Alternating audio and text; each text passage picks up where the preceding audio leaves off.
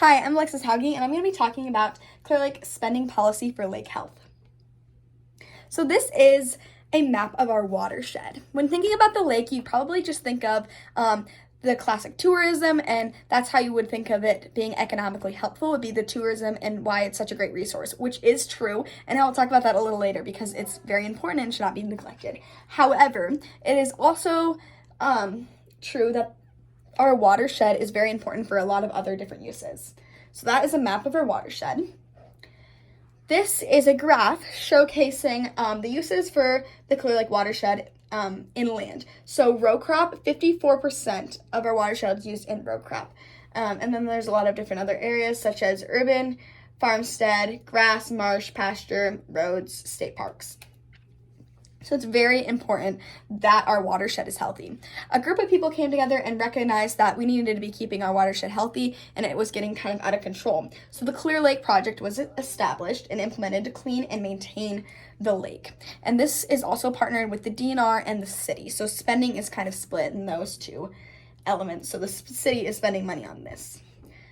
There's a lot of different aspects in this project, but I'm going to be diving deep into one of them, which is boat decontamination. So there have been different ways they have tried to implement to get better lake health.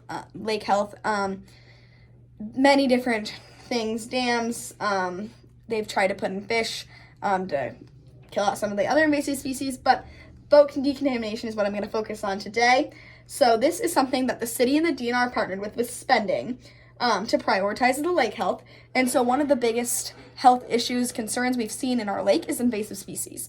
So if you kind of think about it, anyone that's boating that's not from here and is going to bring their boat from boating in a different lake, if they have any plant or thing on their boat, they could risk bringing in an invasive species to our lake. And it only takes one plant to kind of keep growing. And after that, it's kind of a domino effect, and it can turn into a very big problem. We've seen it with different types of plants that have taken over the lake, and it has just led to a big mess, and it's very hard to take care of. So if it does not get under control, we could see a lot of detrimental effects. So these cleaning stations are equipped with handheld grabbing tools, squeegees, brushes, plug wrenches, and vacuums. So they would go with public accesses. So there's a couple in town, State Park, McIntosh, and City Beach, and where it's a public launch point for boats to go in. So they would have these cleaning stations and they'd spend money to implement them. Our mayor did talk about this, and I agree with the mayor completely, and this is kind of my opinion on the policy. The city of Clear Lake has enjoyed their partnership with the Iowa DNR and lake restoration efforts. The lake provides nearly $43 million annually to the local economy, and we recognize the importance of maintaining and improving this valuable resource.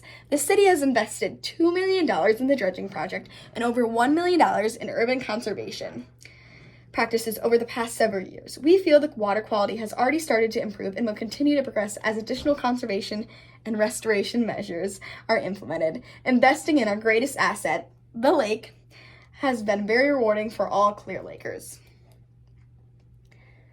So as he kind of talked about, the lake is a very important resource for Clear Lake, especially economically. We profit a lot of having a lake in a place that is great for tourism. And again, it's also important to keep our watershed healthy. But creating a policy to protect and preserve this is very important in my opinion. We are going to be pouring money into it, but I think the return is going to be much greater, and there's also data to prove that it would be. This is a report I found from the DNR, and it says restoration efforts and improvements in water quality has the potential to more than double the annual economic return, currently estimated at $30 million, that Clear Lake generates to the local economy. So this is the benefit of having this. I believe with seeing all the statistics that it's clear that this policy would definitely help with the health of our lake, and it would be very detrimental to keeping our greatest asset and resource clean.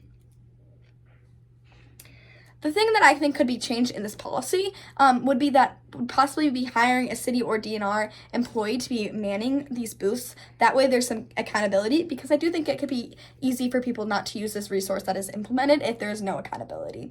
So hiring somebody to be at these locations, maybe just one person, I think could overall have a great benefit. It would cost money to be paying these people, but I do believe, as we've seen, if it was going to double our economic return, and if this is a way we could keep our lake healthy, this would be a great investment. That's the only thing I would change about the policy. And here are my sources. I hope you understand how lake health is super important to our economy and what policies are being implemented to help with that.